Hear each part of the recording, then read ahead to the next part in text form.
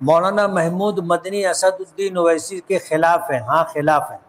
मौलाना महमूद मदनी ने जो कुछ कहा ओवैसी साहब के मुतालिक बराबर नहीं।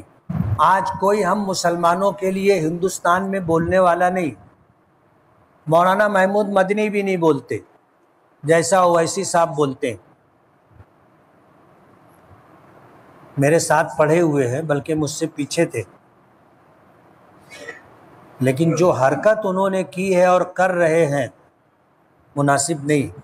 उनकी ही नादानियों की वजह से जमीयत उलमा दो हिस्सों में तकसीम हुई है और जमीयत उलमा का अपना जो वज़न था वो ख़त्म हो गया। और भी बहुत सारी बातें हैं, मैं बोलना नहीं चाहता। आज दुनिया भर के लोग जवाब दे रहे हैं ना। एनआरसी आई नहीं, उसका आनी चाहिए, आनी चाहिए। हाँ बिल्कुल आनी चाहिए। अस्सलाम वालेकुम रहमतुल्लाहि व बरकातुहू। जी हाँ दोस्तों, मैं एहतिशाम निज़ामी कासमी इस वीडियो में 3 बड़ी अहम खबरों से आपको आगाह करेंगे। जमीयत के एक बड़े ओहदे से एक मौलाना साहब ने मौलाना महमूद मदनी साहब की बातों से नाराज़ होकर इस्तीफ़ा दे दिया है। दूसरी खबर है, जिन साहब को यानी सुशांत सिन्हा जो एंकर है उसको इंटरव्यू दिया था मौलाना महमूद मदनी साहब ने, इस सुशांत सिन्हा ने एक जहरीली पोस्ट की है मौलाना महमूद मदनी साहब की वीडियो को शेयर करते हुए और वज़ीर आज़म नरेंद्र मोदी और वज़ीर दाखिला अमित शाह से सवालात किए हैं और उनकी तवज्जो दिलाई है इस तरफ। वो क्या बात है आपके साथ इसको शेयर करेंगे। तीसरी खबर है, आज सुबह से सोशल मीडिया पर एक ऑडियो वायरल हो रही है जिसमें मौलाना महमूद मदनी साहब को जवाब दिया जा रहा है। इसमें बताया जा रहा है कि ये मौलाना मुफ्ती इस्माइल साहब कासमी मालेगांव हैं, ये उनकी ऑडियो है। अगरचे इस ताल्लुक़ से बहुत लोगों ने हमारे पास इस ऑडियो को भेजा और बताया कि ये मुफ्ती इस्माइल कासमी है। बहुत से ग्रुपों में ये वीडियो चल रही है, दावा किया जा रहा है कि मुफ्ती इस्माइल मालेगांव है, लेकिन इस ऑडियो की तस्दीक करने के लिए हमारी जानिब से बराह रास्त मुफ्ती इस्माइल कासमी को ही फ़ोन किया गया, उनसे रब्ता किया गया। उन्होंने कहा कि ये ऑडियो हमारी जानिब से जारी नहीं हुई, ये आवाज़ मेरी नहीं है, लेकिन बताया जा रहा है कि इसमें जो बात कही गई है वो सुनने लायक है। आपको ये ऑडियो सुनाएंगे, आपसे गुजारिश है कि इस वीडियो को मुकम्मल देखिएगा। दोस्तों, पहली खबर से आपको आगाह करते चले, जिनकी जानिब से इस लेटर पैड को जारी किया गया है, इन मौलाना साहब से बज़रिए फ़ोन मेरी बात हुई और इस पोस्ट की और इस वायरल लेटर पैड की उन्होंने तस्दीक की है कि ये हमारी जानिब से ही जारी किया गया है। जमीयत उलमा मेमन भनेड़ा, तहसील नजीबाबाद, ज़िला बिजनौर, उत्तर प्रदेश। इस लेटर पैड में लिखा गया है, मोहतरम व मुकर्रम जनाब हज़रत मौलाना महमूद मदनी साहब दामत बरकातुहुल आलिया, अस्सलाम वालेकुम वरहमतुल्लाहि वबरकातुहू। इंतहाई माजरत के साथ आपकी खिदमत में अर्ज़ है कि अभी गुज़िश्ता दिन कबल आपके एक इंटरव्यू ने मुल्क के मुसलमानों को बेचैन कर दिया है, जिसमें आपने बैरिस्टर असदुद्दीन ओवैसी के मुतालिक जो बात कही है, अव्वलन तो मैं आपकी इन बातों को डिसएग्री करता हूँ। दूसरी बात, आपने असदुद्दीन ओवैसी की सभा में शरीक होने वाले तमाम लोगों को बेवकूफ़ और पागल कहा है। आपकी ज़बान से ये बातें अच्छी नहीं लगी। हालांकि आप बखूबी जानते हैं कि तेलंगाना से बाहर सूबा महाराष्ट्र में उनकी पार्टी से एक मोतबर आलिम दीन और दारुल उलूम देवबंद के रुकन शूरा हज़रत मौलाना मुफ्ती मोहम्मद इस्माइल कासमी दामत बरकातुहू मौजूदा विधायक है, वो भी उनकी सभा में शरीक होते हैं। तो क्या वो भी नऊज़ुबिल्लाह बेवकूफ़ और पागल हैं? तीसरी बात, इस इंटरव्यू में आपने एनआरसी के बारे में जो कहा है उससे भी आपकी नीयत और मौक़िफ़ पर सवाल खड़े हो रहे हैं। हालांकि मुल्क का मुसलमान किसी भी ज़ाविये से एनआरसी को कबूल नहीं करता। आपके इस इंटरव्यू से मुल्क के लाखों करोड़ों मुसलमानों का दिल टूटा है। इसीलिए मैं जमीयत उलमा शाख मेमन भनेड़ा के ओहदा निज़ामत से बरतरफ होने का ऐलान करता हूँ और हज़रत मौलाना महमूद मदनी साहब की इस पॉलिसी से इख्तिलाफ़ रखता हूँ। जमीयत उलमा हिंद का काम मुल्क के मुसलमानों को मुत्तहिद करने का है, ना कि मुंतशिर करने का। गुस्ताखी की माजरत, मौलाना मोहम्मद असजद रहमानी अल कासमी, ये इनकी जानिब से जारी किया गया है 27 सितंबर 2024 बरोज़ जुमा, जमीयत उलमा मेमन भनेड़ा, तहसील नजीबाबाद, ज़िला बिजनौर, उत्तर प्रदेश। ये इनका लेटर पैड इस वक्त सोशल मीडिया पर बहुत ज़्यादा वायरल हो रहा है। आप बताइएगा इन्होंने सही किया है ये काम करके या गलत किया है? आप अपनी राय का इजहार ज़रूर कीजिए। एक और पोस्ट आप अपनी स्क्रीन पर देखिए। ये सुशांत सिन्हा ने इस पोस्ट को शेयर करते हुए लिखा है कि मौलाना मदनी ताल ठोक के कह रहे हैं कि एनआरसी आनी चाहिए। कह रहे हैं कि जमीयत का भी यही स्टैंड है। प्रधानमंत्री नरेंद्र मोदी जी और गृह मंत्री अमित शाह जी संज्ञान में ले, देश की ज़रूरत है एनआरसी। ये सुशांत सिन्हा ने पोस्ट की है और मौलाना महमूद मदनी साहब का वो वीडियो भी यहाँ पर उसने शेयर किया है। आप ज़रा इस वीडियो को भी देख लीजिए जिसमें इसने कहा कि मौलाना मदनी ताल ठोक के कह रहे हैं कि एनआरसी होनी चाहिए। ज़रा इस वीडियो को देखें। एनआरसी भी नहीं आई, जो एनआरसी आई नहीं उसका आनी चाहिए, आनी चाहिए। हाँ बिल्कुल आनी चाहिए। जमीयतुल उलमा हिंद पिछले 25-30 सालों से डिमांड कर रही थी कि एनआरसी कराओ आसाम में। अब ये आप पूछ रहे हैं यहाँ क्यों डरेंगे एनआरसी कराने से? बिल्कुल होनी चाहिए, बिल्कुल होनी चाहिए। हाँ बिल्कुल, हम नहीं डरते। मैं गया था सर शाहीन, आप हमें घुसपैठिया मत बताइए, हम नहीं डरते। किसने बताया? नहीं आपको नहीं कह रहा आपको नहीं कह। तो आपने देख लिया है इस वीडियो में मौलाना मदनी साहब साफ तौर पर कह रहे हैं कि एनआरसी होनी चाहिए। आप इस ताल्लुक से क्या कहेंगे दोस्तों, कमेंट में ज़रूर लिखिएगा। CAA एनआरसी के ख़िलाफ़ लाखों मुसलमान सड़कों पर थे, तकरीबन 23 या 24 मुसलमान शहीद भी हुए और तकरीबन 3-4 साल से कितने मुसलमान इस वक्त इसी CAA के ख़िलाफ़ एहतिजाज करने के जुर्म में वो जेलों के अंदर बंद है। उनके घर वालों पर या उनके ऊपर क्या बीत रही होगी। और आसाम की सूरत हाल से आप सब बखूबी वाकिफ़ है। इसी एनआरसी के ताल्लुक़ से अल्लाह ताला हम सब के हाल पर रहम फरमाए। आप इस ताल्लुक़ से दोस्तों क्या कहना चाहेंगे कमेंट में ज़रूर लिखिएगा। दुआ फरमाए अल्लाह ताला हम सब के हाल पर रहम फरमाए। अल्लाह ताला भारत के मुसलमानों की नुसरत व मदद फरमाए। दोस्तों तीसरी ख़बर है, आप इस ऑडियो को सुनिएगा।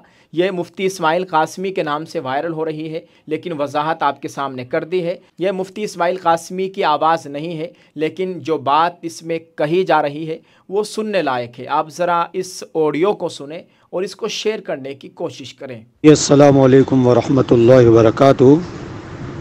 इनके इंटरव्यू पे मैं कुछ बातें कहना चाहता हूँ। पहली बात तो ये है कि हज़रत वाला ने जो बोला है ना कि लाखों की खाली पागलों की भीड़ है, मैं आपसे ये पूछना चाहता हूँ कि आप ही अकेले समझदार हैं? क्या हिंदुस्तान के लाखों और करोड़ों लोग पागल हैं? आपको याद रखना चाहिए महमूद मदनी साहब कि इन पागलों की भीड़ के अंदर एक पागल है जिसका नाम है मुफ्ती इस्माइल साहब मालेगांव, जो MIM की सीट से मालेगांव से MLA है।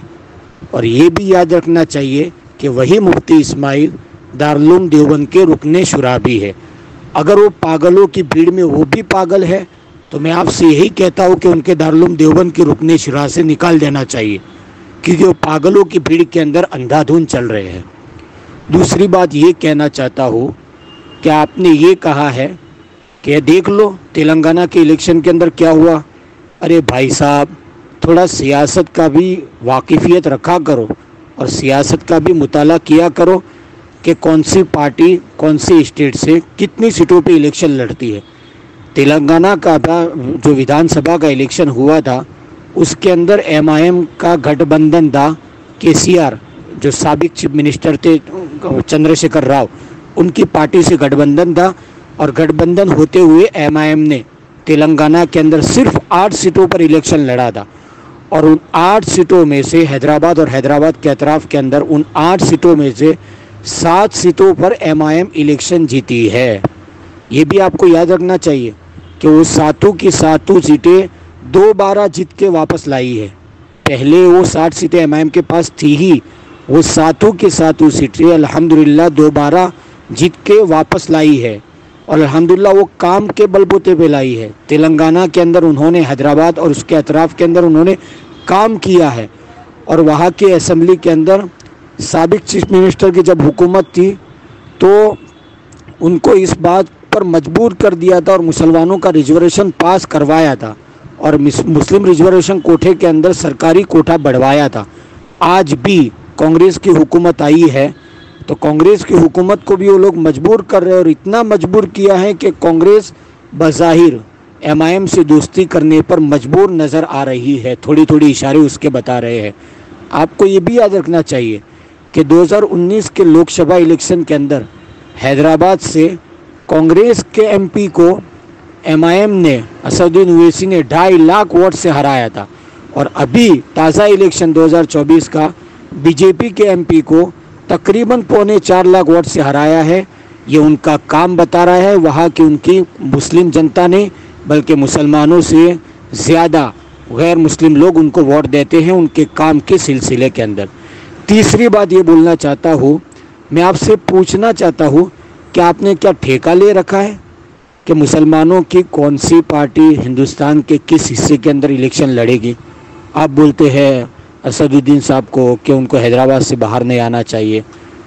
मौलाना बदरुद्दीन अजमल को आपने राय दिया था कि आप आसाम से बाहर नहीं निकलिए, ठीक है, आपकी राय मान लिया। मौलाना बदरुद्दीन अजमल को आपने राय दिया था कि आप आसाम से बाहर नहीं आए, मौलाना आसाम से बाहर नहीं आए। यही लोकसभा इलेक्शन देख लो, जो अभी ताज़ा इलेक्शन देख लो, मौलाना बदरुद्दीन अजमल को हराने के अंदर सबसे बड़ा हाथ किसका है पता है आपको?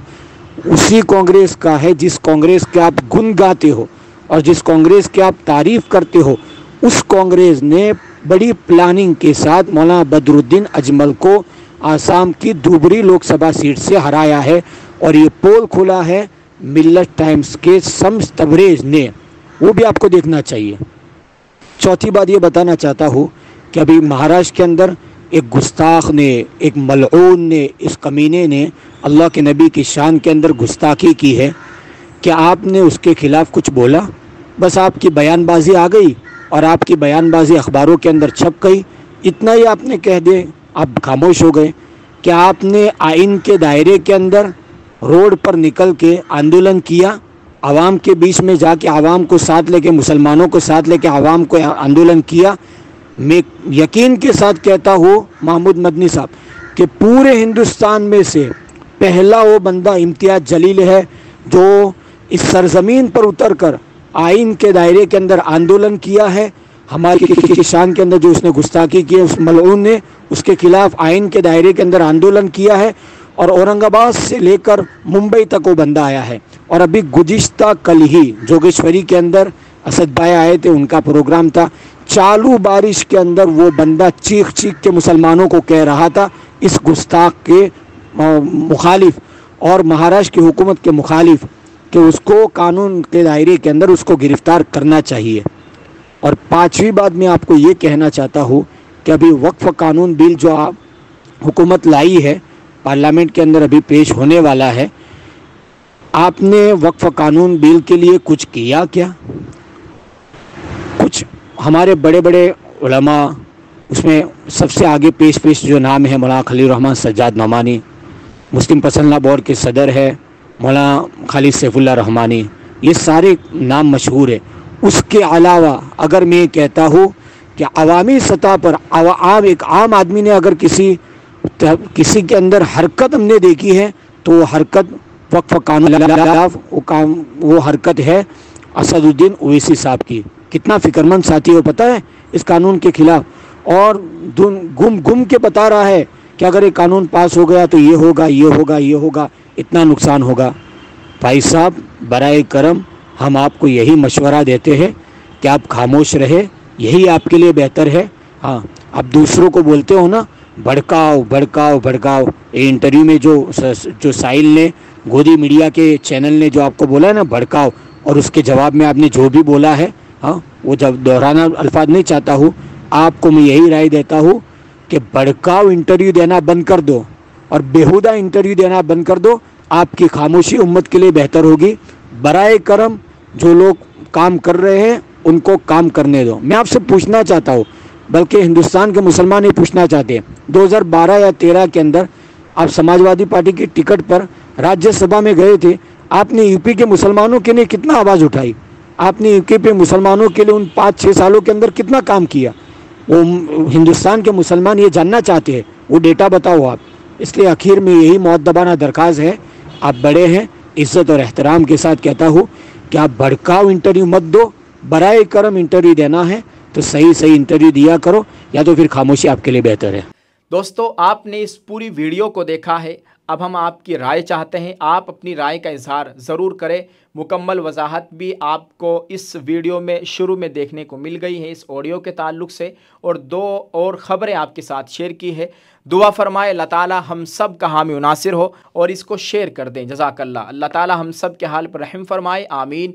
अस्सलामु अलैकुम व रहमतुल्लाहि व बरकातुहू।